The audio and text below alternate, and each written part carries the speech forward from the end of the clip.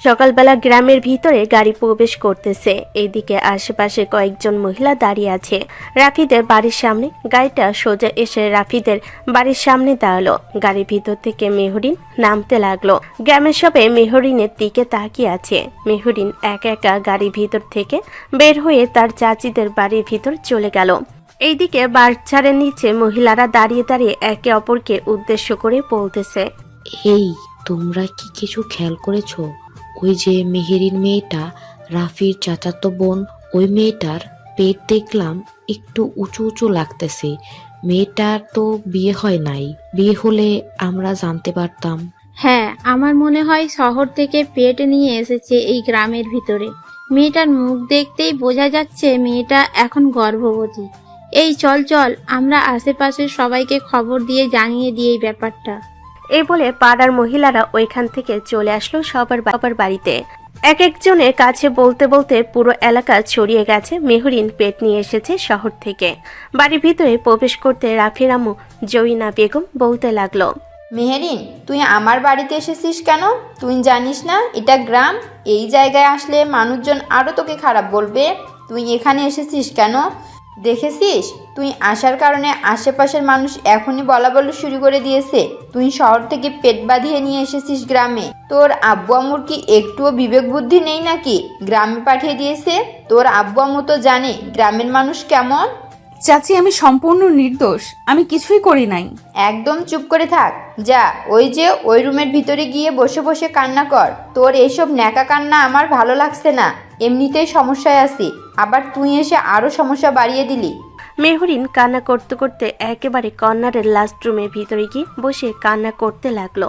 অন্যদিকে রাফি তার বন্ধুদের সাথে দেখা সাক্ষাৎ করে বাড়িতে চকলেট খেতে খেতে ফিরল। রাফি তার বাড়ির সামনে গাড়ি দেখে মনে মনে বলতে লাগলো, মনে হয় মেহেরিন আপু এসেছে। যাক, অনেকদিন পর আপুর সাথে আড্ডা দিতে পারবো। আমি তো চকলেট নিয়ে এসেছি। আপু তো চকলেট খেতে খুবই ভালোবাসে। আপুকে একটা চকলেট দিব আর আমি বাকি চকলেটগুলো খাবো। রাফি এসব কথাবার্তা বলতেছে মনে মনে আর বাড়ির ভিতরে প্রবেশ করতেছে। বাড়ির ভিতরে প্রবেশ করতে দেখতে পেল তার আম্মু রান্নাঘর থেকে চেঁচামেচি করতেছে আর মেহরিনকে উদ্দেশ্য করে বলতেছে, মেহেরিন, তুই ভালোই ভালোই এই বাড়ি থেকে চলে যা, না হলে আমাদের মান সম্মান চলে যাবে। এই সমাজে আমাদের একটা মান সম্মান আছে, আমরা আমাদের মান সম্মান নষ্ট করতে পারবো না। অযথা কান্না করে লাভ হবে না। তুই ঢাকায় থাকিস, ঢাকায় চলে যা। আম্মু, তুমি এইভাবে মেহেরিন আপুকে বকাবকি করতেছো কেন? আর মেহেরিন আপু কোথায়? মেহেরিন আপু, ও মেহেরিন আপু, তুমি ঢাকা থেকে আমার জন্য কি নিয়ে এসেছো? এই বলে রাফি হাঁটতে হাঁটতে চলে আসলো একেবারে শেষের রুমের সামনে। আস্তে আস্তে রুমের ভিতরে প্রবেশ করতে দেখতে পেল মেহরিন বিছানায় শুয়ে শুয়ে কান্না করতেছে। মেহরিনকে কান্না করতে দেখে রাফি বলতে লাগলো, মেহেরিন আপু, তুমি কান্না করতেছো কেন? তোমাকে কি আম্মু বকা দিয়েছে নাকি এই বাড়িতে আসার জন্য? তুমি কান্না করো না, আমি আম্মুকে বকে দিতেছি। আর আম্মু কেন বকা দিয়েছে তোমাকে, আমাকে বলো। আরে তেমন কিছু হয় নাই, এমনিতেই বকা দিয়েছি, একটু দুষ্টুমি করেছি তো তাই আর কি। ও আচ্ছা, এই নাও, তোমার জন্য চকলেট নিয়ে এসেছি। আমি যদি জানতাম তুমি আসবে তাহলে তোমার জন্য অনেক চকলেট নিয়ে আসতাম। এখন চকলেট খাও আর কান্না করো না। রাফি মেহরিনকে চকলেট দিয়ে চলে আসলো তার রুমের ভিতরে। আজকে রাফির স্কুল বন্ধ। রাফির আপু মাঠে কাজ করতেছে। রাফি বাড়িতে না থেকে চলে আসলো মাঠে। এসে তার আব্বুকে দেখে বলতে লাগলো, আব্বু, মেহেরিন আপু এসেছে তুমি জানো না নাকি? তাড়াতাড়ি বাসায় চলো। আর আশেপাশের এলাকার লোকেরা আমাদের বাড়িতে কেন আসতেছে? আর আম্মুকে কি নিয়ে যেন কথাবার্তা বলতেছে। কি বলতেছিস? মেহরিন আমাদের বাড়িতে আসবে আর আমি জানবো না? আচ্ছা চল তো গিয়ে দেখি। আর এই নে, এই সবজিগুলো নিয়ে হাঁটা ধর, আমি বাকি সবজিগুলো নিয়ে আসতেছি। রাফি সবজিগুলো নিয়ে হাঁটা শুরু করে দিল। বেশ কিছুক্ষণ পর চলে আসলো বাসায়। এসে দেখে এলাকার কয়েকজন মহিলারা বসে আছে। রাফি এবং তার আব্বু বাড়ির ভিতর প্রবেশ করতেই মহিলাগুলো রাফির আব্বুকে উদ্দেশ্য করে বলতে লাগলো, রাফির বাবা, আমরা অনেক ভালো জানতাম মেহেরিনকে, কিন্তু মেহেরিন এইরকম একটা কাজ করবে আগে জানতাম না। তার চেহারা সুন্দর হয়েছে বলে কি এইরকম কাজ করবে? কি বলতেছেন আপনারা? আর মেহরিন কি এমন করেছি আপনারা এইভাবে আমার বাড়িতে এসে ভিড় জমিয়েছেন? কেন জানো না? নাকি মেহেরিন কি করেছে? শহর থেকে পেট বাঁধিয়ে গ্রামে এসেছে। আমরা তাকে এই গ্রামে থাকতে দেব না। সে শহরে থাকে, তাকে বলো শহরে চলে যাওয়ার জন্য। আচ্ছা, আপনারা এখন আমার বাড়ি থেকে যান, আমি বিষয়টা দেখতেছি। আর রাফির আম্মু মেহরিন কোথায়? ওই যে ওই কর্নারের রুমে বসে বসে কান্না করতেছে, হয়তো অনেকক্ষণ আগে রুমের ভিতর ঢুকেছে, গিয়ে দেখো। জসিম সেই রুমের ভিতরে এসে দেখে মেহরিন বসে বসে কান্না করতেছে। মেহরিনকে কান্না করতে দেখে জসিম মেহরিনের মাথায় হাত বুলিয়ে দিতে দিতে বলতে লাগলো, মেহরিন কি হয়েছে আমাকে একটু খুলে বলতো। আর তোর এই রকম অবস্থা কে করেছে? আমি কোনো অপরাধ করি নাই, আমি সত্যি বলতেছি, আমি একদম নির্দোষ। হ্যাঁ, আমি বুঝতে পারছি তুই একদম নির্দোষ। এখন আমাকে বলো তো এই রকম অবস্থা কিভাবে হয়েছে? আর তুই তো শহরে থাকিস, তোর তো বুদ্ধি জ্ঞান বলতে অনেক কিছুই আছে। তোর এই রকম অবস্থা কে করেছে আমাকে একটু খুলে বল। মেহরিন জসিমকে সবকিছু খুলে বলতে জসিম মেহরিনকে উদ্দেশ্য করে বলতে লাগলো, আচ্ছা, তুই এখানে বসে থাক আর কান্না করিস না, আমি বিষয়টা দেখতেছি কি করা যায়। আর রাফি, তুই এখানে দাঁড়িয়ে আছিস কেন? তুই বাইরে যা। রাফি বাহিরে চলে আসলো। এইদিকে মেহরিন কান্না বন্ধ করে বসে রইল। জসিম সাহেব বাহিরে এসে তার ফোনটা বের করে ফোন দিল মেহরিনের আব্বুকে। কলটা রিসিভ করতে বলতে লাগলো, মেহরিনকে আমার বাড়িতে পাঠিয়ে দিয়েছিস, এইরকম অবস্থা করে তোরা তাড়াতাড়ি গ্রামে আয়, তোদের সাথে কথাবার্তা বলবো। আজকে রাতে ট্রেনে উঠবি, কালকে যাতে এখানে পৌঁছতে পারিস। আচ্ছা, আমরা আজকে রাতে ট্রেনে উঠতেছি। তুই একটু মেহরিনকে দেখে রাখিস যাতে মেহরিন কোনো দুর্ঘটনা না ঘটায়। তুই তো জানিস আমার একমাত্র মেয়ে, সে তাকে হারিয়ে ফেললে আমি আর বেঁচে থেকে কি করব। জসিম এসব কথাবার্তা বলতেছে। অন্যদিকে রাফি মেহরিনের রুমে এসে মেহরিনকে উদ্দেশ্য করে বলতে লাগলো, মেহরিন আপু, গ্রামের মহিলারা তোমাকে খারাপ বলতেছে কেন? তুমি কি এমন খারাপ কাজ করেছো যে গ্রামের মহিলারা তোমাকে খারাপ বলতেছে? এমনিতেই আর এসব তুই মাথায় ঢুকাস না, ওরা যা ইচ্ছা তাই বলুক, তুই তোর মতো চলাচল কর। তোমাকে কেউ কিছু বলবে আর আমি চুপ করে থাকবো, এটা কিভাবে হয়? আমি চুপ করে থাকবো না। কেউ যদি তোমাকে বাজে কথা বলে তাহলে আমি তার নাকে ঘুষি মেরে নাক ফাটিয়ে দেব। রাফির কথা শুনে মেহরিন মুচকি হাসলো আর মনে মনে বলতে লাগলো, রাফি, তুই তো এখনো ছোট, মাত্র তোর বয়স 12 বা 13। আর একটু বয়স হলে তাহলে তুই বুঝতে পারতি। এখন তো তুই বুঝিস না ওরা কেন আমাকে খারাপ বলতেছে। মেহরিন মনে মনে এসব কথা বলতেছে। অন্যদিকে রাফি বাহিরে এসে বসে বসে পিঠা খাইতেছে। জসিম জরিনাকে উদ্দেশ্য করে বলতে লাগলো, জরিনা, এখন কি করব? মেয়েটা এই রকম অবস্থা করে এসেছে গ্রামে, এখানে তার কোনো অপরাধ নেই, তাকে জোর জবরদস্তি করে এরপর তার সাথে এরকম করেছে। আমাকে সব ঘটনা খুলে বলেছে। তার আব্বু আম্মুকে ভয়ে বলতে পারে নাই, তাই এখানে চলে এসেছে। আমি এতদিন জানি না এই এলাকায় লোক আমাকে যাতে কোনো কটূক্তি কথা না বলতে পারে তার ব্যবস্থা করো। এখন তোকে এই গ্রামে কিভাবে রাখবে বা এই গ্রাম থেকে কিভাবে বের করে দিবে এটা তোমার ব্যাপার। আমি তোমার কাছ থেকে এত কিছু শুনতে চাই না। দুজন এসব কথাবার্তা বলতেছে। দেখতে দেখতে রাত হয়ে আসলো। রাতে খাওয়া দাওয়া শেষ করে সবাই ঘুমাচ্ছে। এইদিকে মেহরিন জানালার পাশে দাঁড়িয়ে আকাশের দিকে তাকিয়ে কান্না করতেছে। এমন সময় কারো কথার শব্দ পেল মেহরিন। পিছনে ফিরতেই দেখতে পেল রাফি দাঁড়িয়ে আছে। মেহরিন তাড়াতাড়ি করে তার চোখের পানি মুছে ফেলল আর মুচকে একটা হাসি দিয়ে বলতে লাগলো, কি রে পিচ্ছি, তুই এখনো ঘুমাস নাই? যা তাড়াতাড়ি ঘুমিয়ে পড়, রাত অনেক হয়েছে। ঘুমাবো, কিন্তু তুমি কান্না করছিলে কেন এভাবে? তোমার কান্না করার শব্দ শুনে তো আমি ঘুমাতে পারি নাই। এমনিতেই কান্না করছিলাম। তুই এখন গিয়ে ঘুমা, তারপর অনেক রাত হয়েছে তো, কেউ যদি আবার দেখে তাহলে বাজে মন্তব্য করবে। আপু, সবাই বাজে মন্তব্য করবে কেন? আমি যে খারাপ এটার জন্য বাজে মন্তব্য করবে। এখন তুই রুমে যা। সবাই যদি খারাপ হয় তাহলে আল্লাহ তো ভালো, তিনি তো জানে তুমি কোনো অপরাধ করো নাই। রাফির কথা শুনে মেহরিনের বুক কেঁপে ওঠে। মেহরিন রাফির মাথায় হাত রেখে আবারও বলতে লাগলো, তুই এসব বুঝবি না, তুই এখন রুমে যা, তোর এখনো বোঝার বয়স হয় নাই। তুই রুমে গিয়ে ঘুমা, অনেক রাত হয়েছে। রাফি মেহরিনের কথা শুনে চলে আসলো তার রুমে। এইদিকে মেহরিন বিছানায় শুয়ে পড়ল। চাঁদের আলো এখনো তার রুমের ভিতরে আসতেছে। চলেন মেহরিনের এরকম অবস্থা হয়েছে কিভাবে আমরাও দেখে আসি। ততক্ষণে মেহরিন ঘুমিয়ে পড়ুক। ফ্ল্যাশব্যাক। মেহরিন তার বাবা মায়ের সাথে কয়েক মাস আগে গ্রাম থেকে শহরে চলে যায় কাজ করার জন্য। মেহরিনকে একটা বড়লোক পরিবারের বাসায় কাজের জন্য দেওয়া হয়। মেহরিনের বাবার পরিচিত সেই লোকটা। মেহরিন কয়েকদিন কাজ করে খুব ভালো মন জয় করে ফেলেছে সেই লোকের। বেশ কয়েকদিন এভাবে চলে যাওয়ার পর হঠাৎ রাতে একদিন মেহরিন রুমে শুয়ে আছে।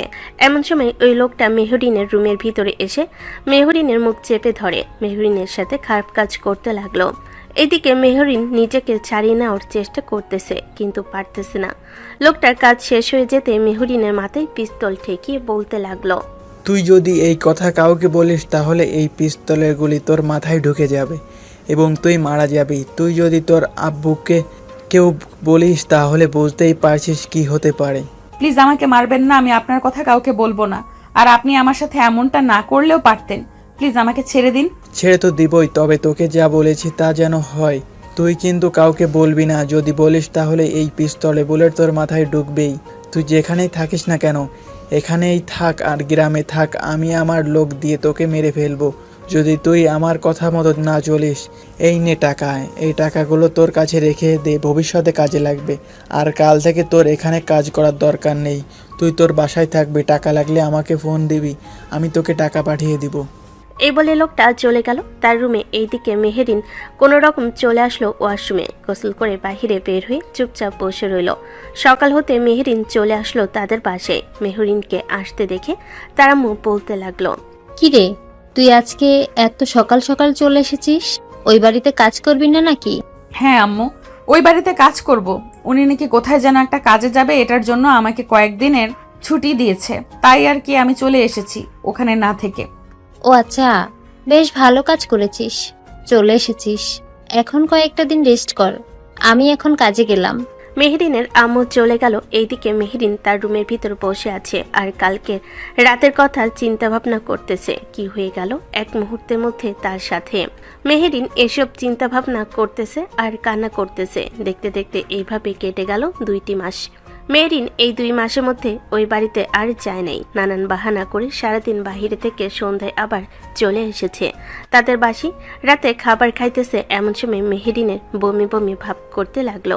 এটার দিকে মেহরিন খাবার রেখে চলে আসলো ওয়াশরুমে। বেশ কিছুক্ষণ পর ওয়াশরুম থেকে বের হয়ে আবারও খেতে বসলো। মেহরিনকে দেখে তার আব্বু বলতে লাগলো, কি রে মেহরিন, তোর কি হয়েছে? সকাল থেকে দেখতেছি তুই এরকম করতেছিস, শরীর খারাপ নাকি? হ্যাঁ আম্মু, কিছুটা শরীর খারাপ, তবে আমি ওষুধ এনেছি আমার জন্য, চিন্তা করো না। আর আমি গ্রামে চলে যাব কালকে, আমার এখানে থাকতে আর ভালো লাগে না। আচ্ছা, আমি একটা গাড়ি রেডি করে দিব, তুই না হয় কালকে গ্রামে চলে যাস। তোর খালার বাসায় কয়েকদিন ঘোরাঘুরি করে এরপরে না হয় আবার চলে আসবে। মেহরিন খাওয়া দাওয়া করে চলে গেল তার রুমে। পরের দিন সকালে ঘুম থেকে উঠে কিট টেস্ট করতে দেখতে পেল পজিটিভ এসেছে। এটা দেখে মেহরিন সবকিছু গুছিয়ে গাড়িতে উঠে পড়ল। গাড়িতে উঠে কান্না করতে লাগলো। ড্রাইভার কয়েকবার জিজ্ঞেস করলো কিন্তু উত্তর দিল না। পরে কি হয়েছে আপনারা তো দেখতেই পালেন। পরের দিন সকাল 10টা মেহরিনের আব্বু আম্মু চলে এসেছে গ্রামে। জসিম মেহরিনের আব্বুকে উদ্দেশ্য করে সবকিছু বলতে মেহরিনের আব্বু মাথায় হাত দিয়ে বসে পড়ল। এটা দেখে জসিম বলতে লাগলো, এইভাবে বসে পড়লে তো হবে না, কিছু তো একটা করতে হবে। ও তো 3 মাস চলতেছে, এখন তো আর মেয়েটাকে মেরে ফেলা যাবে না। খালু, আপনি এসব বললেন কেন? আপনি জানেন আশেপাশের লোকেরা শুনে ফেললে ওই লোকের কাছে যদি এই কথাগুলো চলে যায় তাহলে সে আমাকে মেরেই ফেলবে। আপনি প্লিজ এই কথাগুলো বাইরের মানুষকে শোনাবেন না। তোর সাথে এরকম করেছে, তুই আমাদেরকে জানালে না কেন? আমাদেরকে জানালে তো তখন আমরা কিছু একটা করতে পারতাম। এতদিন পর তুই গ্রামে এসে মানুষদেরকে জানালে আমাদের মান সম্মানের কথা একবারও চিন্তা ভাবনা করলি না তুই? আব্বু, আমি তোমাদের মান সম্মানের কথা চিন্তা ভাবনা করেই ওখান থেকে চলে এসেছি। আমাকে প্লিজ তোমরা দরকার পড়লে মেরে ফেলো, আমি আর এসব যন্ত্রণা নিতে পারতেছি না মাথায়। আচ্ছা মেহরিন, তুই একটু শান্ত হয়ে ওই রুমে গিয়ে শুয়ে থাক, আমি দেখতেছি কি করা যায়। মেহরিন চলে গেল সেই কর্নারের রুমে। এইদিকে রাফি দাঁড়িয়ে রইল সবার সামনে। কি হচ্ছে বুঝতে পারছে না। আর সবাই কেন মেহরিনকে এইরকম ভাবে কথা শোনাচ্ছে। মেহরিনের আব্বু জসিমকে উদ্দেশ্য করে বলতে লাগলো, এখন আমি কি করব? একটু আমাকে সান্ত্বনা দে। আমি কি করলে আমার মেয়েকে আমার কাছে রাখতে পারবো? আমি আমার মেয়েকে মেরে ফেলতে চাই না, এমনকি তার পেটে যে বাচ্চাটা আছে সেই বাচ্চাকেও আমরা মারতে চাই না। সে তো অপরাধ করে ফেলেছে, তো কি হয়েছে? এখন এই অপরাধের সাজা কেন তারা দুইজন পাবে? গ্রামের মধ্যে এসেছে, যদি গ্রামের মধ্যে না এসে শহরে থাকতো এবং আমাদেরকে জানাতো তাহলে কিছু একটা করতে পারতাম, কারোর না কারোর সাথে বিয়ে দিয়ে দিতে পারতাম। কিন্তু এখন পুরো গ্রামের মানুষ জেনে গেছে, এখন কি করব আমরা? জসিম, তোর দুইটা পায়ে ধরতেছি, তুই প্লিজ আমাকে ভাই বাঁচা। আমার এমনিতেই হার্টের সমস্যা আছে, ডাক্তার বলেছে যে চিন্তা না করতে, আর এখন আমি দুশ্চিন্তায় মরে যাচ্ছি। কিভাবে কি করব, আর আমার মেয়েকে কিভাবে রক্ষা করব, এইসব নিয়ে দুশ্চিন্তা করতেছি। মেহরিনের আব্বু এসব কথা বলতেছে, এদিকে জসিম বেশ কিছুক্ষণ চুপ থাকার পরে জরিনাকে উদ্দেশ্য করে বলতে লাগলো।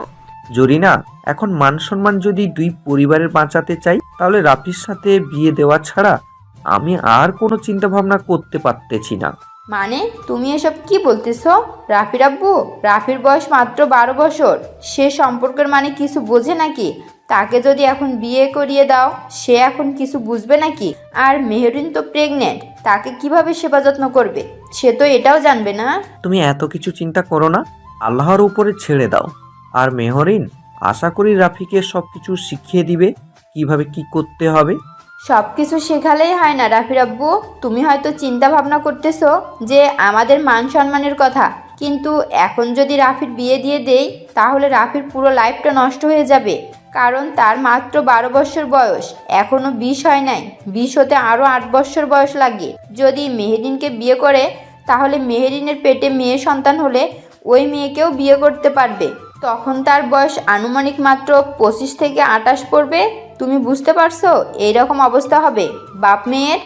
আমি এত কিছু জানি না, আমি যে সিদ্ধান্ত নিয়েছি এটাই আমার লাস্ট সিদ্ধান্ত।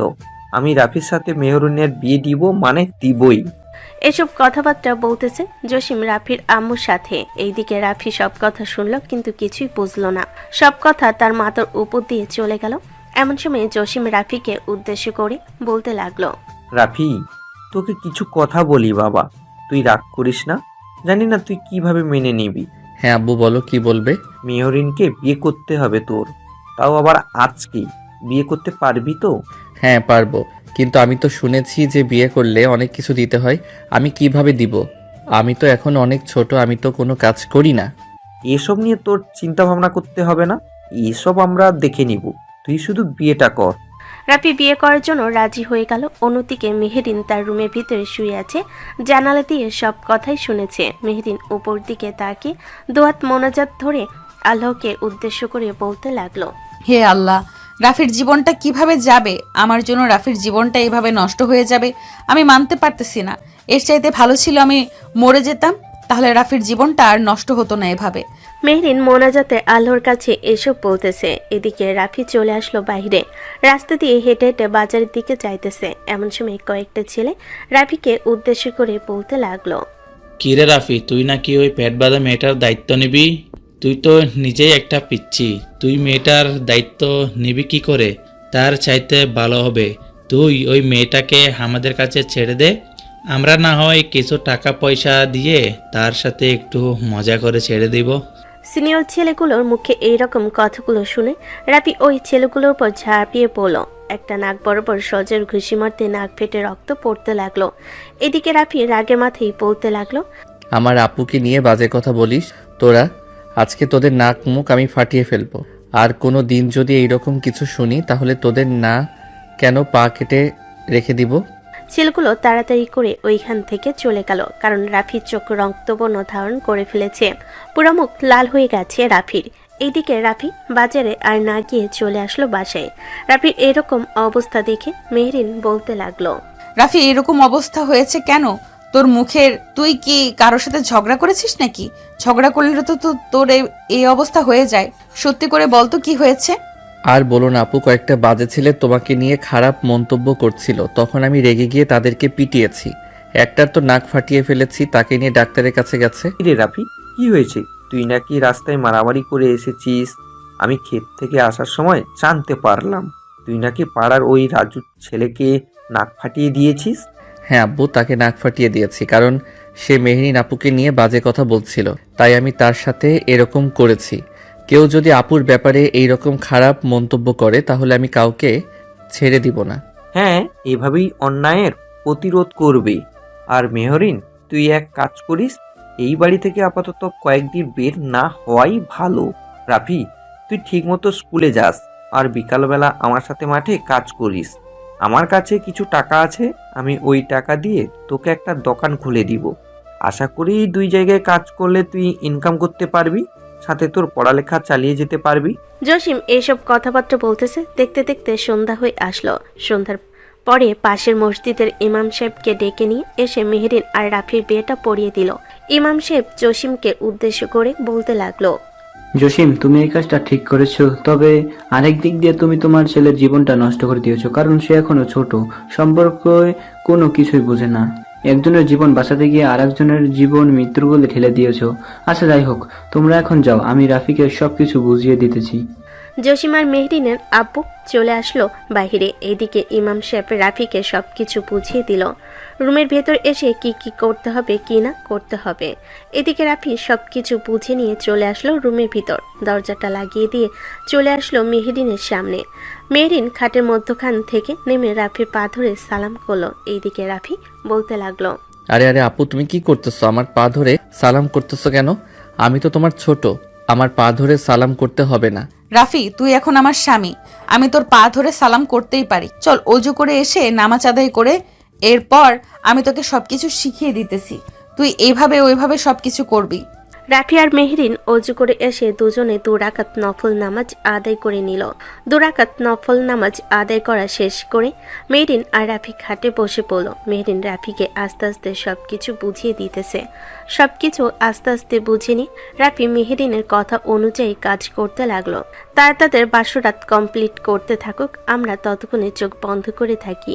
রাফি সকালবেলা ঘুম ভাঙতে দেখতে পেল সে মেহরিনের বুকের উপরে শুয়ে আছে। মেহরিন তাকে ধরে শুয়ে আছে। এটা দেখে রাফি কিছুটা লজ্জা পেল। যেই উঠে চলে যেতে যাবে এমন সময় দেখতে পেল মেহরিন তাকে শক্ত করে জড়িয়ে ধরে আছে। এটা দেখে রাফি মেহরিনকে উদ্দেশ্য করে কানে কাছে এসে বলতে লাগলো, মেহরিন আপু, আমাকে ছাড়ো, সকাল হয়েছে, আম্মু ডাকতেছে, আমি বাহিরে যাব। রাফির কথা শুনে মেহরিন উঠে পড়ল। চোখ খুলতে দুজনের এরকম অবস্থা দেখে মেহরিন কিছুটা লজ্জা পেল, কিন্তু প্রকাশ করলো না। রাফিকে ছেড়ে দিতে রাফি চলে যেতে যাবে এমন সময় মেহরিন রাফিকে বলতে লাগলো, রাফি, কালকে রাতে কি হয়েছে এইসব কাউকে কিছু বলিস না, কারণ তুই এখন আমার স্বামী আর আমি তোর বউ, এসব কাউকে বলতে নেই। আর শোন, এখন গোসল করে ফেল গিয়ে, আম্মু যদি কিছু জিজ্ঞেস করে তাহলে আম্মুকেও বলিস না, তোর বন্ধু বান্ধব কাউকে বলিস না, বলবি যে কিছুই হয় নাই। এত সকাল সকাল গোসল করলে আম্মু তো প্রশ্ন করবেই। আচ্ছা, তারপরেও তুমি যেহেতু বলতেছো, আমি গোসল করতেছি। এই বলে রাফি চলে আসলো ওয়াশরুমে, দরজাটা লাগিয়ে দিয়ে ভালোভাবে গোসল করে বের হয়ে খাবার খেতে বসে গেল। আজকে রাফিকে পুরো অন্যরকম লাগতেছে। রাফির আম্মু রাফিকে উদ্দেশ্য করে বলতে লাগলো, কিরে রাফি, মেহরিনের সাথে তুই থাকতে পারবি তো, নাকি তোর থাকতে কষ্ট হবে? কষ্ট হলে আমাদেরকে বলতে পারিস। না আম্মু, থাকতে কষ্ট হয় না, তবে আম্মু মেহরিন আপুর পেট ফোলা ফোলা কেন? মেহরিন খাবার মুখে দিতে যাবে এমন সময় রাফির মুখ থেকে এই কথা শুনে মেহরিন খাবার আর মুখে না দিয়ে রাফির আম্মুর মুখের দিকে তাকিয়ে রইল। এদিকে জয়না রাফিকে উদ্দেশ্য করে বলতে লাগলো, এটা না হয় মেহরিন তোকে বুঝিয়ে দেবে, তার পেট কেন ফোলা ফোলা। মেহরিন, তুই রাফিকে বুঝিয়ে দিস তোর পেট কেন ফোলা ফোলা। ঠিক আছে আম্মু, আমি রাফিকে বুঝিয়ে দেব সবকিছু, আপনি চিন্তা করবেন না। আর রাফি, তুই খাবার খেয়ে রুমে যা, অন্য কোথাও যেতে হবে না, আমি তোকে সবকিছু বুঝিয়ে দিব। আচ্ছা বুঝিয়ে দিও, কিন্তু তুমি এখন আমার আম্মুকে আম্মু ডেকেছো কেন? আগে তো খালা ডাকতে, এখন আম্মু ডাকলে কেন? এটাও না হয় তোকে বুঝিয়ে দেব। খাবার খাওয়া শেষ করে এখন চুপচাপ আর কোনো কথা বলিস না, খাওয়া দাওয়া শেষ করে রুমে যা। রাফি আর কোনো কথা না বলে খাওয়া দাওয়া শেষ করে চলে আসলো রুমে। এদিকে জয়না মেহরিনকে উদ্দেশ্য করে বলতে লাগলো, মেহরিন, দেখলি তো তুই, রাফি এখনো সম্পর্ক কিছুই বোঝে না, তুই একটু বুঝিয়ে দিস। আর তাকে তো তোরেই বোঝাতে হবে, তুই যদি না বুঝাস তাহলে আর কে বোঝাবে? এখন সে তোর হাজবেন্ড, অন্য কিছু তো আর বলতে পারি না। আগে তোর ভাই ছিল, এখন হাজবেন্ড হয়ে গেছে। মেহরিন চুপচাপ খাওয়া দাওয়া করে ওইখান থেকে চলে আসলো রুমে।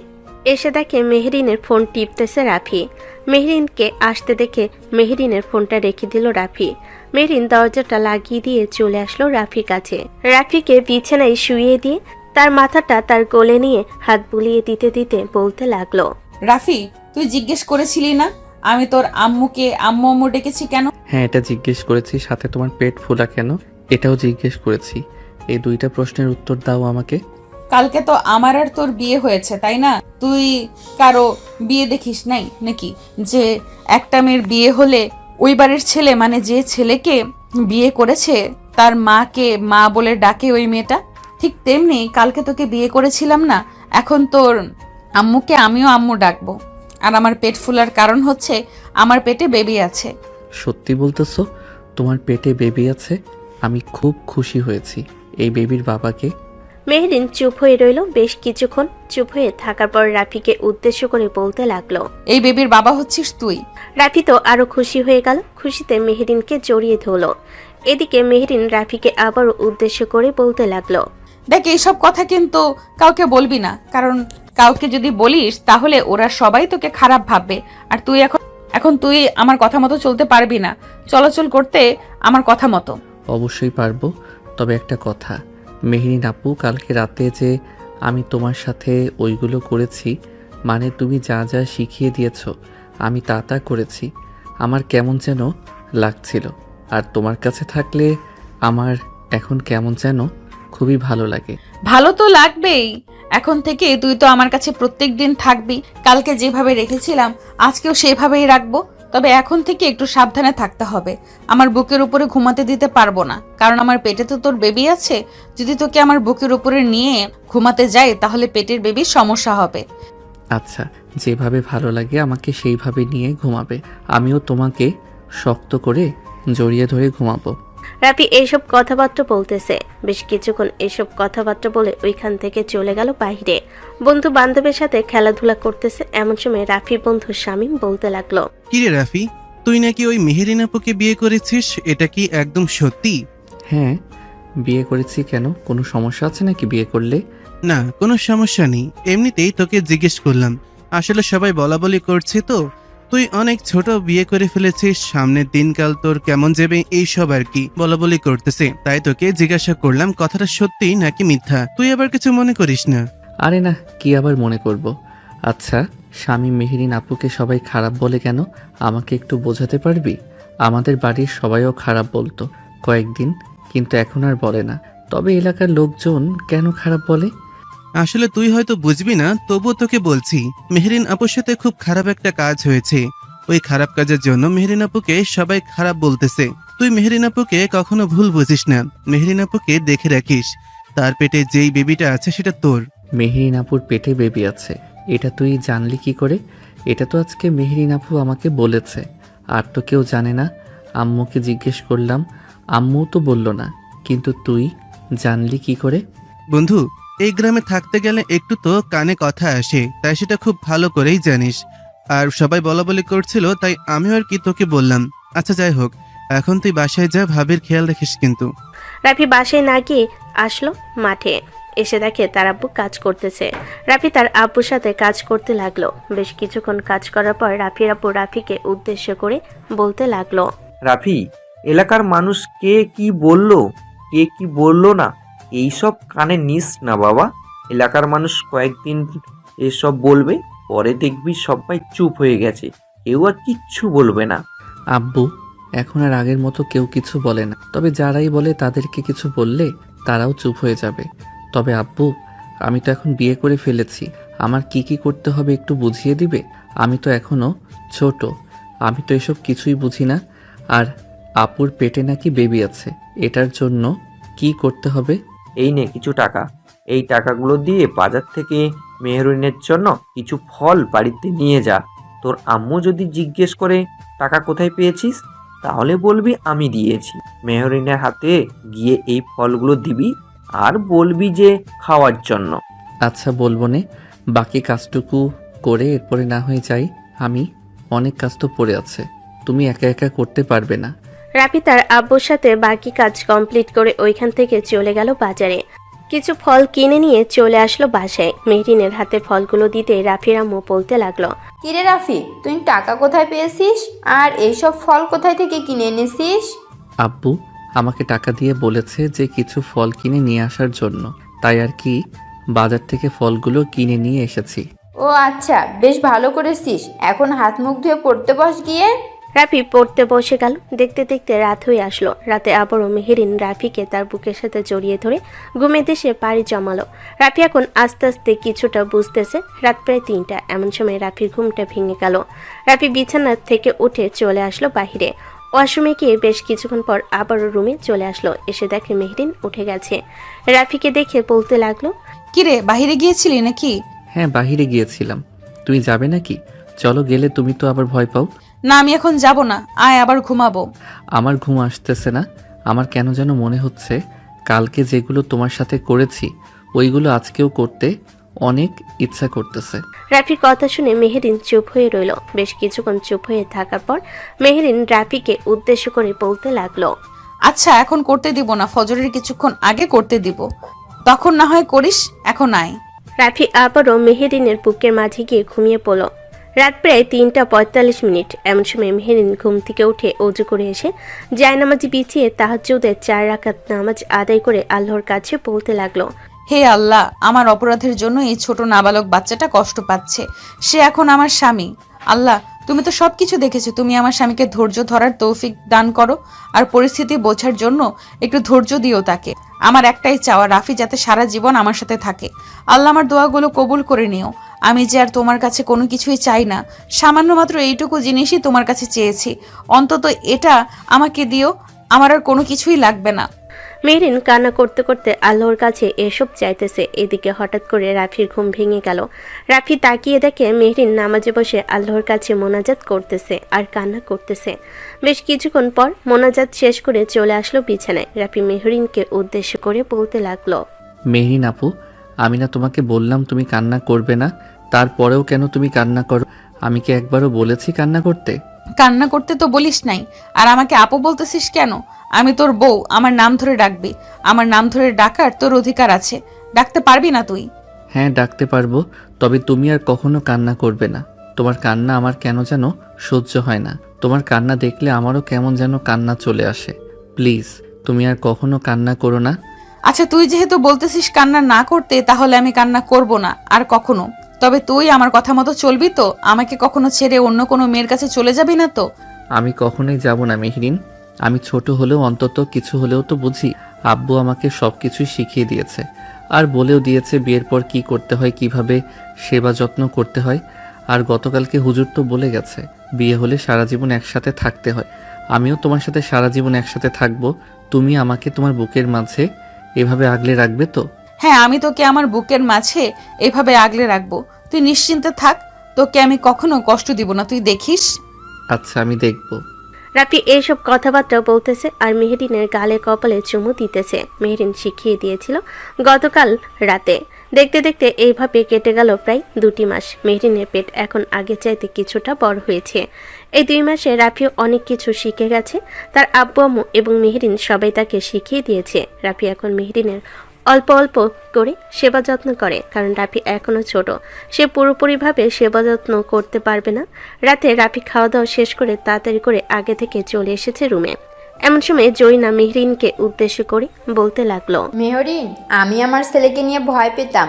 আমি জানতাম না যে তার এত বড় একটা পরিবর্তন হবে। এই সব কিছু হয়েছে একমাত্র তোর জন্য। তুই একমাত্র তাকে পরিবর্তন করতে পেরেছিস। তবে পরিবর্তন করতে পারলেই হলো না, তার খেয়ালও রাখতে হবে, সাথে সামনে এগিয়ে যেতে হবে। তোকে অনেক যুদ্ধ করে এরপর বিজয়ী হতে হবে, কারণ তুই পরিস্থিতি বুঝতেই পারছিস সে এখনও অনেক ছোট। এটার কারণে তোকে প্রচুর যুদ্ধ করতে হবে। আমি তোর পাশে আছি, সাথে তোর আব্বুও পাশে আছে। তুই নিশ্চিন্তে থাক, এই যুদ্ধে তুই বিজয়ী হবি। আম্মু আব্বু, আপনারা শুধু দোয়া করবেন যাতে রাফির সাথে আমার সারা জীবন আমি থাকতে পারি। রাফি যাতে আমাকে ছেড়ে না যায়। অন্য কারো কাছে শুধু এইটুকু দোয়া করবেন, আর বেশি দোয়া করতে হবে না। আমরা তো দোয়া করি তোদের জন্য, যাতে তোরা সারা জীবন একসাথে থাকতে পারিস। তবে একটা কথা মনে রাখিস, আল্লাহর উপর ভরসা রাখবি সব সময়। আল্লাহ দেখবি তোর সব দুঃখ কষ্ট দূর করে দিবে। জয়না এসব কথাবার্তা বলতেছে মেহরিনকে। বেশ কিছুক্ষণ পর মেহরিন চলে আসলো রুমের ভিতরে। দরজাটা লাগিয়ে দিয়ে রাফির পাশে বসে রইল আর রাফির মাথায় হাত বুলিয়ে দিতে লাগলো। এমন সময় রাফি বালিশের নিচ থেকে তার হাত বের করে মেহরিনকে উদ্দেশ্য করে বলতে লাগলো, এই নাও, এই জিনিসটা আমি তোমার জন্য এনেছি, নিজে ইনকাম করে। ছোট একটা কাজ করেছিলাম, ওই ছোট কাজ করে এরপরে এই জিনিসটা এনেছি। মেহরিনের হাতে জিনিসটা দিতে মেহরিন হা করে তাকিয়ে রইল রাফির দিকে, কারণ মেহরিনের জন্য একজোড়া কানের দুল এনেছে। মেহরিন এটা দেখে রাফিকে জড়িয়ে ধরলো আর বলতে লাগলো, আমার পিচ্চি বরটা আমার কত খেয়াল রাখে। এইভাবে সারা জীবন পাশে থাকবে তো? কখনো ভুল বুঝে চলে যাবে না তো আমার কাছ থেকে? কখনোই দূরে যাব না। মেহরিন এসব কথাবার্তা বলতেছে রাফির সাথে। এদিকে রাফি আস্তে আস্তে মেহরিনকে তার বুকের মাঝে নিয়ে আসলো। আগে মেহরিন রাফিকে তার বুকের মাঝে রেখে ঘুমাতো, এখন রাফি মেহরিনকে জড়িয়ে ধরে তার বুকের মাঝে নিয়ে ঘুমায়। পরের দিন সকাল 10টা। রাফি এবং মেহরিন ঘুম থেকে উঠে দুজন সকালে নাস্তা রেডি করতে লাগলো। মেহরিন রুটি বেলে দিচ্ছে আর রাফি ভেজে দিতেছে। এমন সময় জসিম আর জয়না উঠে বাইরে আসতেই দুজনের এরকম অবস্থা দেখে একে অপরের দিকে তাকাতে লাগলো। জসিম জয়নাকে উদ্দেশ্য করে বলতে লাগলো, এই দেখেছো, আমি কখনো ভুল কাজ করতে পারি না। আমি যা করি সব সময় সঠিক কাজ করি। এখন দেখলে তো তোমার ছেলের কি অবস্থা হয়েছে, আর কয়েকদিন গেলে দেখবে পুরো বউ পাগল হয়ে গেছে। জয়না মুচকে একটা হাসি দিয়ে চলে আসলো রান্নাঘরের সামনে। রাফির কান টেনে ধরে বলতে লাগলো, বউয়ের সাথে রান্না বান্না করা হচ্ছে, বেশ শিখে গেছিস তো। আগে ডাক দিলে বলতিস করতে পারবি না, আর এখন তো দেখি রুটি ভেজে দিতেছিস। আম্মু ছাড়ো, কানে ব্যথা পাচ্ছি। মেহরিনের খুব ক্ষুধা লাগছিল, তাই তো আমি রুটি ভেজে দিতেছি। তোমরা ঘুমাচ্ছিলে তাই আর ডাক দেই নাই। আচ্ছা এখন ওঠ, আমি রুটি দিতেছি। রুটি খেয়ে এরপরে তোর আব্বুর সাথে যা, কিছু সবজি দিবে বাজারে বিক্রি করে। এরপরে মেহরিনের জন্য কিছু খাবার জিনিস নিয়ে আসিস, কারণ এখন তো রাতের বেলা তার ক্ষুধা লাগবে, আর রাত অনেক বড় হয়েছে, ক্ষুধা লাগা স্বাভাবিক।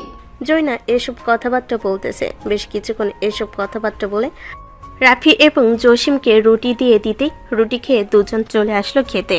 পুরো এলাকার মানুষ এখন রাফির দিকে তাকিয়ে থাকে, কারণ রাফি আগের চাইতে অনেক পরিবর্তন হয়েছে। রাফির এত পরিবর্তন দেখে সবাই হা করে তাকিয়ে থাকে রাফির দিকে, কিন্তু কেউ কিছু বলতে পারে না। এদিকে রাফি বাজারে সবজি বিক্রি করে কিছু খাবার জিনিস নিয়ে এসে তাদের রুমে রেখে দিল। দেখতে দেখতে এইভাবে কেটে গেল আরও 2টি মাস। এখন মেহরিনের 8 মাস চলছে। মেহরিন রাতে তার শাশুড়ি মাকে উদ্দেশ্য করে বলতে লাগলো, আম্মু আমি এখন কিভাবে ঘুমাবো? প্রায় তো সময় চলে এসেছে, 8 মাস হয়ে গেছে, আর রাফি তো আমাকে জড়িয়ে না ধরলে তার ঘুম আসে না। আমার পেটের ওপর পা তুলে রেখে দেয়, রাফিকে কিছু বলতেও পারি না। আচ্ছা রাফি আসুক, আমি রাফিকে বলবো এখন তোর কাছ থেকে একটু দূরে থাকার জন্য। তবে বললেও আশা করি কাজ হবে না। তবে তুই একটু বুঝিয়ে বলিস, তুই বললে সে অবশ্যই বুঝবে, কারণ তোর প্রত্যেকটা কথা সে মেনে চলে। আচ্ছা আম্মু, আমি তাকে বুঝিয়ে বলবো, যতটুকু সম্ভব তাকে বোঝাবো। এসব কথা বলতেছে দেখতে দেখতে সন্ধ্যা হয়ে আসলো। সন্ধ্যায় রাফি আর জসিম ক্ষেত থেকে চলে আসলো বাসায়। এদিকে রাফি স্কুলেও লেখাপড়া করতেছে আর টুকটাক কাজও করতেছে তার সাথে, এবং মেহরিনকে সময়ও দিতেছে। রাতে খাওয়া দাওয়া শেষ করে দুজন বিছানায় শুয়ে আছে। এমন সময় মেহরিন রাফিকে উদ্দেশ্য করে বলতে লাগলো, রাফি, তোমার সাথে আমার কিছু কথা ছিল। আসলে তুমি রাগ করবে না তো কথাগুলো বললে? না, রাগ করব না, বলো কি বলবে। আসলে রাফি, আর তো 1 মাস রয়েছে। 1 মাস পর আমাদের বেবি এই পৃথিবীর আলো দেখবে। তুমি যদি একটু কষ্ট করে আমাকে পেছন থেকে জড়িয়ে ধরে ঘুমাতে তাহলে ভালো হতো। সামনে থেকে জড়িয়ে ধরে ঘুমালে তোমার পা আমার পেটে লাগে, তখন আমি ব্যথা পাই, আর বেবিও ব্যথা পায়। হয়তো তুমি এইটুকু কষ্ট করতে পারবে না। হ্যাঁ পারবো। আর কিছু করতে হবে নাকি? না, আর কিছু করতে হবে না, জাস্ট আপাতত এইটুকু করলেই হবে। রাফি মেহরিনকে পিছন থেকে জড়িয়ে ধরে শুয়ে আছে, কিন্তু বারবার নড়াচড়া করতেছে। মেহরিন বুঝতে পারতেছে। বেশ কিছুক্ষণ এইভাবে নড়াচড়া করার পর মেহরিন রাফির দিকে ঘুরে শুয়ে পড়ল। রাফি আস্তে আস্তে করে মেহরিনকে জড়িয়ে ধরে ঘুমেতে এসে পাড়ি জমালো। এদিকে মেহরিন রাফির কপালে গালে চুমু দিয়ে বলতে লাগলো, এইরকম ভাবে যদি তুমি আমার সাথে করো তাহলে কিভাবে হবে রাফি? বেবি হলে আমি তোমাকে কোলে নিয়ে ঘুমাবো নাকি বেবিকে কোলে নিয়ে ঘুমাবো? তখন তো দুজনেই ঝগড়া করবে। মেহরিন এসব কথা চিন্তা করতেছে আর মুচকি হাসতেছে। বেশ কিছুক্ষণ চিন্তা করতে করতে ঘুমের দেশে পাড়ি জমালো। পরের দিন সকালে ঘুম থেকে উঠে মেহরিন রাফিকে উদ্দেশ্য করে বলতে লাগলো, রাফি, বাজারে তো বিকালবেলা যাবে, আমার জন্য কিছু ফল কিনে নিয়ে আইসো। আর এই নাও, আব্বু পাঠিয়েছে, বলেছে যে ফল খাওয়ার জন্য। আর কয়েকদিন তো সময় আছে, আমাকে বলেছে যে ঢাকায় চলে যাইতে। আমি কি এখন ঢাকায় চলে যাব নাকি গ্রামেই থাকবো? আমি তো এত কিছু জানি না, তুমি আম্মুকে জিজ্ঞেস করো, দেখো আম্মু কি বলে। যদি বলে ঢাকায় যাওয়ার জন্য, তাহলে ঢাকায় যেতে হবে, এছাড়া তো আর কোনো উপায় নেই। রাফি এইসব কথাবার্তা বলতেছে। বেশ কিছুক্ষণ এইসব কথাবার্তা বলার পর ওইখান থেকে উঠে চলে আসলো মাঠে। কাজ করে বাজারে গিয়ে মেহরিনের জন্য কিছু খাবার এবং ফল নিয়ে চলে আসলো আবারও বাসায়। পরের দিন মেহরিন সবার কাছ থেকে বিদায় নিয়ে চলে আসলো ঢাকায়। অন্যদিকে রাফি রুমের ভিতরে শুয়ে আছে। এমন সময় তার আম্মু আসলো আর বলতে লাগলো, কি রে রাফি, তোকে না যেতে বললাম, তুই গেলি না কেন? তুই গেলে তো মেয়েটার জন্য আরো বেশি ভালো হতো। তুই কালকে সকালে চলে যাস, ওইখানে মেয়েটা একা একা থাকবে। কি করবে কি না করবে এসব দেখাশোনা করবে কে? তার আব্বু আম্মু তো অফিসে থাকবে। তাহলে ঢাকায় যাওয়ার দরকার কি ছিল? গ্রামে থাকলেই তো হতো। গ্রামে থাকলে তো ভালো চিকিৎসা হতো না? ঢাকায় গেছে, ওইখানে যে কোনো সময় হাসপাতালে নিয়ে যাওয়া যাবে। আর এখানে থেকে হাসপাতালে নিয়ে যেতে হলে অনেক দূরে নিয়ে যেতে হবে। তুই তো বুঝতেই পারছিস, এটার জন্য আমি ঢাকা পাঠিয়ে দিয়েছি। তুই কালকে চলে যাস। রাফি মাথা নাড়লো। দেখতে দেখতে রাত কেটে দিন হলো। রাফি ট্রেনে বসে আছে। প্রায় দীর্ঘ 3 ঘন্টা পর চলে আসলো তার গন্তব্যে। স্টেশনে নেমে ঠিকানা অনুযায়ী চলে আসলো সেই জায়গায়। অলিগলি দিয়ে ভেতরে ঢুকে সোজা চলে আসলো রুমের সামনে। ভিতরে প্রবেশ করতে দেখতে পেল মেহরিন বিছানায় শুয়ে আছে। রাফিকে দেখে আস্তে আস্তে উঠে বসলো আর বলতে লাগলো, কি ব্যাপার, তুমি তো দেখে চলে এসেছো। তুমি না বললে আসবে না, তাহলে তুমি এখন চলে আসলে কেন? আম্মু আমাকে পাঠিয়ে দিয়েছে, তুমি এখানে কি খাবে কি না খাবে এইসব চিন্তা ভাবনা করে পাঠিয়ে দিয়েছে আমাকে, আর বলেছে যে তোমার সেবা যত্ন করার জন্য। ও আচ্ছা, বসো, এখানে আমি তোমাকে খাবার দিতেছি। আমার এখন খাবার লাগবে না। মেরিন এইসব কথাবার্তা বলতেছে। বেশ কিছুক্ষণ এইসব কথাবার্তা বলার পর ওইখান থেকে চলে আসলো তার রুমে। দেখতে দেখতে এইভাবে কেটে গেল আরো 1টি মাস। মেহরিনকে হাসপাতালে ভর্তি করানো হয়েছে, কারণ কালকে তার ডেলিভারি হবে। রাতে মেহরিন রাফিকে উদ্দেশ্য করে বলতে লাগলো, রাফি, আমার জন্য দোয়া করবে যাতে আমি আবার তোমার বুকের মাঝে ফিরে আসতে পারি। আর আমি যদি না আসি তাহলে আমার ছেলে হোক আর মেয়ে হোক তাকে দেখে রাখবে, কিন্তু আমাকে কথা দাও। চুপ, এসব বলবে না, এসব কথা আমি শুনতে পারি না। আর আল্লাহ অবশ্যই তোমাকে আমার কাছে ফিরিয়ে দিবে, আমি আল্লাহর কাছে দোয়া করব। দেখতে দেখতে রাত কেটে সকাল হলো। সকাল 11টা। মেহরিনকে অপারেশন থিয়েটারের ভিতরে নিয়ে যাওয়া হয়েছে। এদিকে রাফি বসে আছে চেয়ারে আর টেনশন করতেছে প্রচুর। বেশ কিছুক্ষণ এইসব টেনশনের সমাপ্তি ঘটিয়ে একজন নার্স একটা মেয়ে নিয়ে এসে হাজির হলো। রাফি কোলে দিতে রাফি খুশি হয়ে বাবুর কপালে একটা চুমু দিল আর নার্সকে উদ্দেশ্য করে বলতে লাগলো, নার্স, মেহরিন এখন কেমন আছে? সুস্থ আছে তো? তার কোনো সমস্যা হয় নাই তো? না, তার কোনো সমস্যা হয় নাই। তবে তার স্বামী কোথায়? উনি এখনো আসে নাই। আপনারা তাকে সুখবর দেন যে তাদের একটা মেয়ে হয়েছে। আমি হচ্ছি তার স্বামী। রাফির কথা শুনে হা করে তাকিয়ে রইল নার্স রাফির দিকে। বেশ কিছুক্ষণ তাকিয়ে থাকার পর চলে আসলো ভিতরে। নার্স মেহরিনকে একটা কেবিনে শিফট করে দিয়ে কিছু কথাবার্তা জিজ্ঞেস করতে লাগলো। দেখতে দেখতে 3 দিন হাসপাতাল থেকে মেহরিনকে নিয়ে চলে আসলো গ্রামে। রাতে খাওয়া দাওয়া শেষ করে বসে আছে রাফি আর মেহরিনের দিকে তাকিয়ে আছে। এদিকে মেহরিন রাফিকে উদ্দেশ্য করে বলতে লাগলো, কি ব্যাপার রাফি, কি চিন্তা ভাবনা করতেছো এভাবে আমার দিকে তাকিয়ে? তুমি কতটা শুকিয়ে গেছো, এই 3 দিনে খুব কষ্ট হয়েছে তাই না? কষ্ট না করলে কি এরকম একটা বেবি উপহার দিতে পারতাম তোমাকে? কষ্ট করেছি বলেই তো এরকম একটা বেবি উপহার দিতে পারছি তোমাকে। এখন তুমি ঘুমাও। প্রায় 2-3 দিন ধরে তুমি ঠিকমতো ঘুমাতে পারো না, এখন আমি জেগে আছি। তুমি তো জানো তোমাকে জড়িয়ে না ধরলে আমার ঘুম আসে না, কিন্তু এখন তোমার সমস্যা, তাই তোমাকে জড়িয়ে ধরতে পারবো না। কয়েকদিন যাক, এরপরে তোমাকে জড়িয়ে ধরে ভালোভাবে ঘুমাবো। এখন তাহলে ঘুমিয়ে পড়ি, কোনো সমস্যা হলে ডাক দিবে। আচ্ছা, তুমি ঘুমাও তাহলে। রাফি ঘুমিয়ে গেল। এদিকে মেহরিন রাফির দিকে তাকিয়ে আছে আর মনে মনে বলতেছে, আল্লাহ আমার কথা কবুল করেছো। রাফি, তোমার মধ্যে ধৈর্য দিয়েছেন আল্লাহ। আমি মনে করি যে তুমি আমার হয়ে থাকবে সারা জীবন। আমি আল্লাহর কাছে তোমার জন্য আরো দোয়া করব। এইদিকে মেহরিন আস্তে করে রাফির কাছে এসে রাফির মাথায় চুমু দিয়ে আবারও বসে পড়ল। দেখতে দেখতে এইভাবে কেটে গেল 2 মাস। মেহরিন এখন পুরোপুরি সুস্থ আছে, তার পেটের সেলাইও কাটা হয়ে গেছে। এদিকে রাফি তার মেয়ের সাথে খেলাধুলা করতেছে। এমন সময় তাদের রুমের ভিতর প্রবেশ করলো তার আম্মু আর বলতে লাগলো, রাফি, মেয়েকে নিয়ে তো সারাদিন পড়ে থাকিস, কাজ করতে হবে না নাকি? মেয়ের জন্য তো কিছু করতে হবে। এখন তো তুই তোর আব্বুর সাথে কাজে যেতে পারিস, আমি তো বাসায় থাকি। কোনো সমস্যা হলে তো আমি দেখতে পারবো। আম্মু, আমি রাফিকে বলতেছি, রাফি সারা দিনই এখানে বসে থাকে আর মেয়েদের সাথে খেলা করে। আমি বারবার বলতেছি, মেয়ে আস্তে ধীরে বড় হচ্ছে, তার তো খাবার লাগবে, টাকা পয়সাও লাগবে। রাফি আমার কোনো কথাই শুনতেছে না। যাইতাছি আর বলতে হবে না। তোমাদের জন্য আমি আমার মেয়ের সাথে একটু খেলাও করতে পারি না। আমার মেয়েটা আমার দিকে কিভাবে তাকিয়ে আছে দেখো। রাফির এইরকম বাচ্চাদের মতো কথা শুনে দুজন হেসে দিল। এদিকে রাফি চলে আসলো কাজ করার জন্য খেতে। সারাদিন কাজ করে সন্ধ্যায় বাসায় ফিরে গোসল করে মেয়ের সাথে আবারও খেলাধুলা করতে লাগলো। এখন আর রাফি আগের মতো তেমন বেশি স্কুলে যায় না, শুধু পরীক্ষা দেয় গিয়ে। রাতে রাফি মেহরিনকে জড়িয়ে ধরে শুয়ে আছে। এমন সময় মেহরিন বলতে লাগলো, রাফি অনেকদিন তো আমাকে আদর করো নাই, আমার তো আদর খেতে ইচ্ছে করতেছে। এখন তো আমি পুরোপুরি ভাবে সুস্থ আছি, আমাকে আদর করো। হ্যাঁ করতেছি। এ বলে রাফি মেহরিনকে আদর করতে লাগলো। প্রায় 2 ঘন্টা আদর করে মেহরিনের বুকের মাঝে শুয়ে পড়লো রাফি। মেহরিন রাফির কপালে, গালে এবং সব জায়গায় চুমু দিতেছে আর বলতেছে, আমার লক্ষ্মী জামাই, আমি তো এরকমই চেয়েছিলাম একটা জামাই, আর আলহামদুলিল্লাহ পেয়েছিও। রাফি এখন নামো, মেয়ে তাকিয়ে আছে, তাকে তো খাওয়াতে হবে, তার ক্ষুধা লাগছে, এই দেখো কান্না করতেছে। তুমি খাওয়াও, আমি একপাশে শুয়ে আছি তোমার।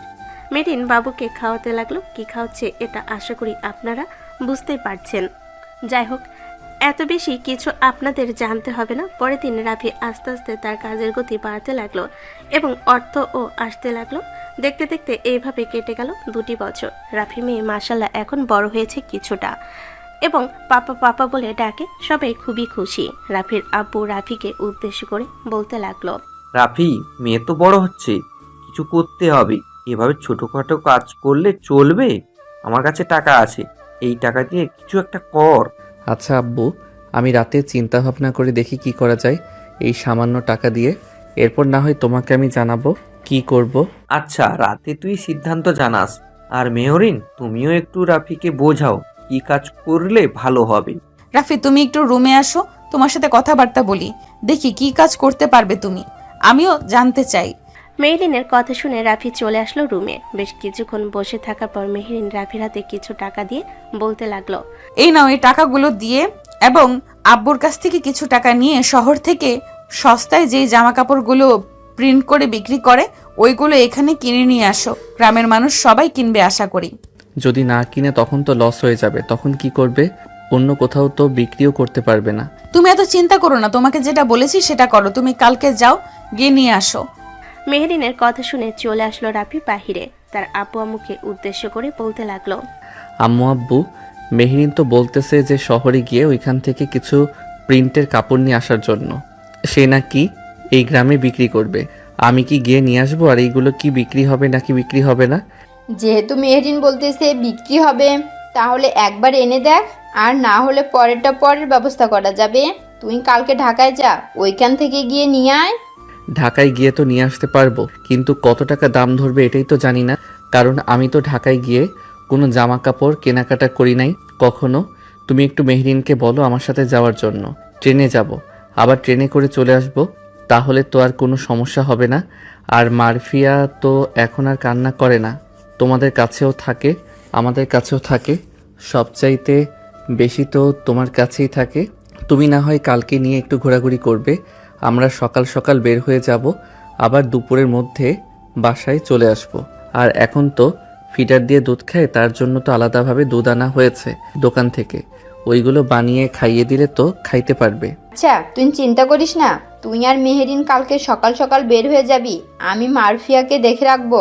জয়না এসব কথাবার্তা বলতেছে। দেখতে দেখতে রাত হয়ে আসলো। রাতে রাফি মারফিয়ার সাথে খেলাধুলা করে মেহরিনকে জড়িয়ে ধরে ঘুমিয়ে এসে পাড়ি জমালো। পরের দিন ঘুম থেকে উঠে ফ্রেশ হয়ে সকাল সকাল বের হয়ে বলল ঢাকা যাওয়ার উদ্দেশ্যে। মেহরিন রাতের বেলা কয়েকজনের সাথে কথা বলে রেখেছে। সকাল 10টার মধ্যে চলে আসলো সেই 2টা অফিসে। এসে দেখা করে কাপড়ের কোয়ালিটি দেখে ওখান থেকে অর্ধেক নিয়ে আবারও রওনা দিল গ্রামের উদ্দেশ্যে। 2টা টিকিট কেটে বসে রইল। এমন সময় রাফি মেহরিনকে উদ্দেশ্য করে বলতে লাগলো, মেহরিন, তুমি তো সেলাই কাজ শিখেছো, তুমি তো চাইলে সেলাই কাজ করতে পারো, মেশিনের ব্যবস্থা করে দেই, আব্বুকে বললেই পারবে। আর এই দিকেও আমি দেখি কি কাজ করতে পারি। ঠিক আছে, তুমি দেখো তাহলে কি কাজ করতে পারো, আর আমিও দেখি কি কাজ করা যায়।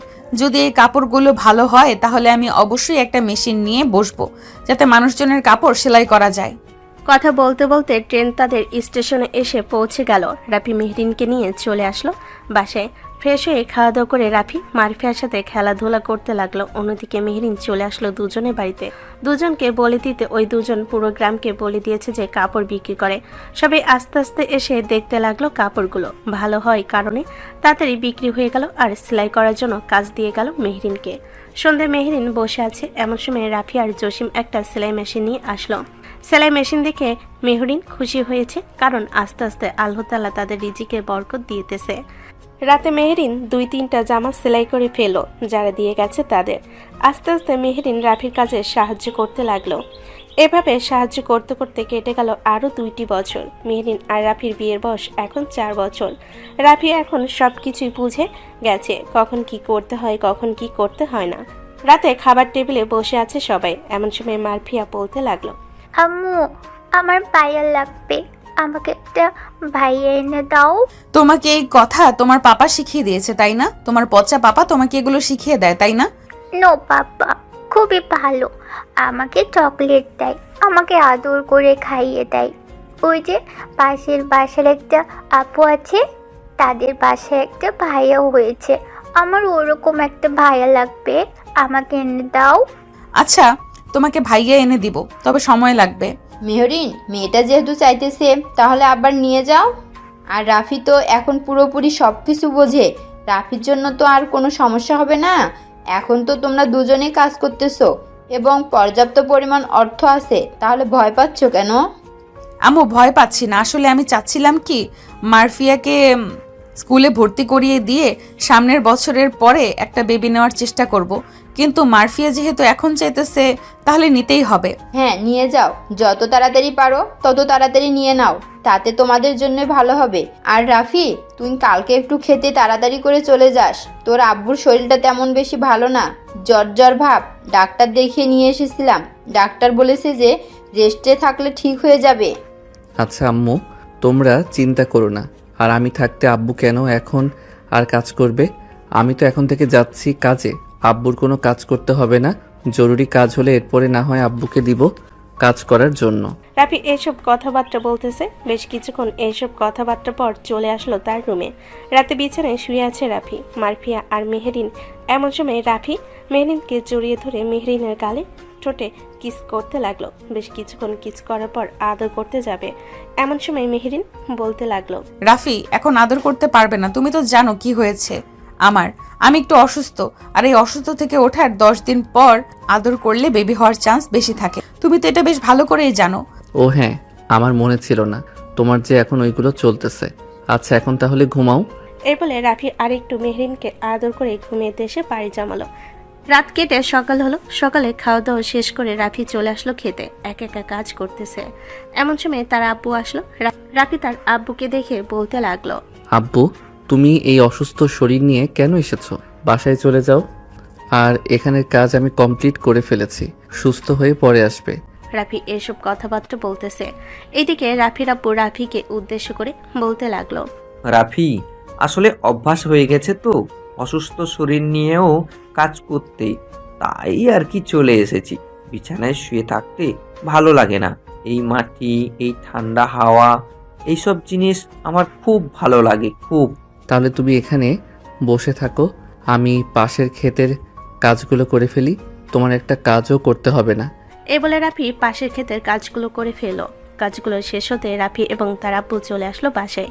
রাতে খাওয়া দাওয়া শেষ করে রাফি রুমে এসে মেহরিনকে জড়িয়ে ধরে গল্প করতে লাগলো। এভাবেই তাদের দিনগুলো কাটতেছে। মারফিয়া রাফিকে উদ্দেশ্য করে বলতে লাগলো, আব্বু আম্মুকে বলো আমাকে একটা ভাইয়া এনে দেওয়ার কথা, কত দিন হয়ে গেছে আমি ভাইয়াকে দেখি না, আমার একটা ভাইয়া লাগবে।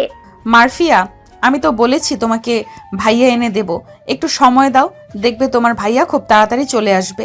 তুমি যদি সময় না দাও, তুমি যদি এইভাবে তোমার আম্মুকে বলো যে তাড়াতাড়ি ভাইয়া এনে দেওয়ার জন্য, তাহলে আমি ভাইয়া এনে দেব কি করে? একটা ভাইয়া আনতে 1 বছর সময় লাগে। তুমি 1 বছর মনোযোগ সহকারে পড়ো, তখন তুমি বড় হয়ে যাবে আর তোমার ভাইয়াকে নিয়ে খেলাধুলো করতে পারবে। তুমি আমাকে প্রমিস করো যে আমার একটা ভাইয়া এনে দিবে খুব তাড়াতাড়ি, তাহলে আমি তোমার সব কথা মানবো। এই যে দেখো, তোমাকে কথা দিতেছি, আর তোমার আব্বুও তোমাকে কথা দিতেছে যে খুব তাড়াতাড়ি একটা ভাইয়া নিয়ে আসবো আমরা। এখন তুমি ঘুমাও। মারফিয়া চোখ বন্ধ করে ঘুমের দেশে পাড়ি জমালো। এদিকে রাফি আস্তে আস্তে মেহরিনের ঠোঁট জোড়া কামড়ে ধরলো। কামড়ে ধরার কারণে মেহরিন রেসপন্স করতে পারছে না। বেশ কিছুক্ষণ এইভাবে যাওয়ার পর মেহরিন বলতে লাগলো, রাফি, এখন তাহলে তুমি আদর করা শুরু করো, আমি পুরোপুরিভাবে প্রস্তুত আছি। হ্যাঁ, আদর করতেছি। রাফি মেহরিনকে আদর করা শুরু করলো। সারা রাত আদর করে সকালের দিকে রাফি মেহরিনের বুকে শুয়ে ঘুমিয়ে দেশে পাড়ি জমালো। সকাল 10টা, মেহরিন আর রাফি ঘুমাচ্ছে। অন্যদিকে মারফিয়া চলে গেছে তার দাদির কাছে। তার দাদিকে উদ্দেশ্য করে বলতে লাগলো, দাদি, আব্বু আম্মু এতক্ষণ ঘুমোচ্ছে কেন আজকে? প্রতিদিন তো খুব তাড়াতাড়ি উঠে যায়, আজকে এতক্ষণ ঘুমোচ্ছে কেন? আব্বু আম্মুকে একটু ডেকে দাও। কালকে রাতে মনে হয় তোমার ভাইয়া আনার জন্য চেষ্টা করেছিল, এটার জন্য ওরা এখনো ঘুমাচ্ছে। তুমি এখানে বসো, আমি তোমার জন্য কিছু খাবার দিতেছি, তুমি খেতে থাকো। ততক্ষণে আমি রান্না শেষ করে ফেলি, এরপরে না হয় তোমার আব্বু আম্মুকে ডাক দেবো। আচ্ছা। মারফিয়া বসে বসে কি যেন খেতে লাগলো। অন্যদিকে রাফি আর মেহরিন ঘুম থেকে উঠে দেখে সকাল 11টা বেজে গেছে। এটা দেখে মেহরিন রাফিকে উদ্দেশ্য করে বলতে লাগলো, রাফি, সকাল 11টা বেজে গেছে, তাড়াতাড়ি ওঠো। এদিকে আম্মু কি করতেছে আমি দেখে আসি, এরপরে গোসল করব। আর তোমার মেয়েও ঘরে নাই, নিশ্চয়ই বাহিরে আম্মুর সাথে রান্নাঘরে বসে আছে। কালকে রাতে প্রচুর কাজ করেছো তুমি আমার সাথে, এখন আর ঘুমালে হবে না, ওঠো। তুমি যাও, ফ্রেশ হয়ে এরপরে কিছু খেয়ে নাও। আমি কিছুক্ষণ পর উঠতেছি, আমার ঘুম এখনো হয় নাই, আমি আর একটু ঘুমাবো। মেরিন আর কিছু না বলে চলে গেল। অন্যদিকে রাফি ঘুমাতে লাগলো। বেশ কিছুক্ষণ ঘুমানোর পর ঘুম থেকে উঠে ফ্রেশ হয়ে বাইরে এসে খাওয়া দাওয়া করে আবারও কাজে লেগে পড়লো। কাজ করতে করতে সন্ধ্যা হয়ে আসলো। সন্ধ্যায় বাসে এসে রাফি তার মেয়ের সাথে কথাবার্তা বলতেছে। এমন সময় মারফিয়া বলতে লাগলো, আব্বু, তুমি আম্মুর বুকে ঘুমাও কেন? আমাকে তো আম্মু বুকে নিয়ে ঘুমোয় না, তুমি কেন ঘুমো? তোর আম্মুর বুকে শান্তি আছে, আমার এটার জন্য তোর আম্মুর বুকে ঘুমাই আমি। রাফি, এসব কি শিখাচ্ছ মারফিয়াকে? তুমি কিন্তু এখন আমার হাতে মায়ের খাবে। রাফি, এসব আর শেখাবে না। আচ্ছা, আর শিখাবো না। এইসব নিয়ে কথাবার্তা বলতেছে সবাই। দেখতে দেখতে এইভাবে কেটে গেল 8টি মাস। মেরিন এখন প্রেগনেন্ট, 7 মাস রানিং চলতেছে। রাতে বিছানায় শুয়ে আছে। এমন সময় মারফিয়া মেহরিনের পেটে হাত দিয়ে বলতে লাগলো, আম্মু, এটা কি আমার ভাইয়া? আর কবে আসবে? তুমি তো বলতেছো আসবে আসবে, কিন্তু এখনো তো আসতেছে না। এই তো আর 2টা মাস পর চলে আসবে, তখন তুমি তোমার ভাইয়াকে দেখতে পারবে এবং তোমার ভাইয়ের সাথে খেলাধুলাও করতে পারবে। আচ্ছা আম্মু, আমি আমার ভাইয়ার অপেক্ষায় রইলাম। রাফি মেহরিনকে জড়িয়ে ধরে শুয়ে আছে। এমন সময় মেহরিন রাফিকে উদ্দেশ্য করে বলতে লাগলো, রাফি, তুমি আমাকে কখনো ছেড়ে যেও না। এত বছর যেভাবে ভালোবেসেছিলে সারা জীবন এভাবেই ভালোবেসে যাবে। কষ্ট হলেও একটু পাশে থেকো আমার। তোমাকে নিয়ে সারা জীবন আমি কাটাতে চাই। হ্যাঁ, তুমি চিন্তা করো না, আমি তোমার পাশে আছি, তুমি একদম চিন্তা করবে না। মেহরিন রাফিকে শক্ত করে জড়িয়ে ধরে দেখতে দেখতে এইভাবে কেটে গেল আরো 2টি মাস। আজকে মেহরিনকে হাসপাতালে অ্যাডমিশন করা হয়েছে। সবে বাহিরে বসে আছে। অন্যদিকে রাফি মারফিয়ার সাথে বসে আছে। মারফিয়া রাফিকে উদ্দেশ্য করে বলতে লাগলো, আব্বু, আমার ভাইয়া কি আমার কাছে আসবে? অবশ্যই যাবে, তবে তুমি তো এখন ছোট, তুমি তোমার ভাইয়াকে কোলে নিয়ে থাকতে পারবে। কয়েকদিন পর তুমিও বড় হবে, তোমার ভাইয়াও বড় হবে, তখন তোমরা দুইজন একসাথে খেলাধুলা করতে পারবে। আচ্ছা আব্বু, কখন ভাইয়াকে বের করবে? আমি ভাইয়াকে দেখবো। সে কখন আম্মুকে ভিতরে নিয়ে গেছে, এখনো বের করছে না কেন? ওই দেখো নিয়ে আসতেছে। একজন নার্স একটা ছেলে বেবি আর একটা মেয়ে বেবি নিয়ে চলে আসলো সবার সামনে। মারফিয়া খুশিতে লাফালাফি করতেছে, কারণ তার আরেকটা বোন হয়েছে, আরেকটা ভাই হয়েছে। বেশ কিছুক্ষণ পর মেহরিনকে কেবিনে শিফট করা হলো। সবাই বাহিরে দাঁড়িয়ে আছে। এইদিকে রাফি ভিতরে এসে মেহরিনের পাশে বসে মেহরিনের হাতে হাত রেখে বলতেছে, আমি তোমাকে নিয়ে খুবই সুখী আছি। আমি চাই আল্লাহ যাতে এইভাবে আমাদের জীবনটা সুখে রাখে। এসব কথা বলতেছে রাফি। বেশ কিছুক্ষণ এসব কথাবার্তা বলে আবারও চলে যেতে যাবে। এমন সময় মেহরিন রাফির হাত ধরলো। রাফি এটা দেখে মেহরিনের পাশে আবারও বসে পড়ল। মেহরিন তার 3জন বেবিকে দেখে খুবই খুশি হয়েছে। বেশ কিছুক্ষণ পর 3জনকে ভিতরে রেখে সবে বাহিরে চলে গেল। এইদিকে মেহরিন বলতে লাগলো, খুশি হয়েছো তো আমার জনাব?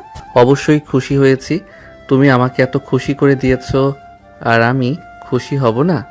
এখন তাহলে আমাকে আদর করো আমার ঠোঁটে, কপালে, ঘাড়ে, গালে। রাফি হাসি মুখে আদর করতে লাগলো মেহেরিনকে। সবাই তাদের জন্য দোয়া করবেন এবং তাদের নতুন বেবি হয়েছে ওদের জন্য দোয়া করবেন। আজকের গল্পটা এখানেই সমাপ্ত করলাম। গল্পটা কেমন হয়েছে আপনারা অবশ্যই কমেন্টে জানাবেন।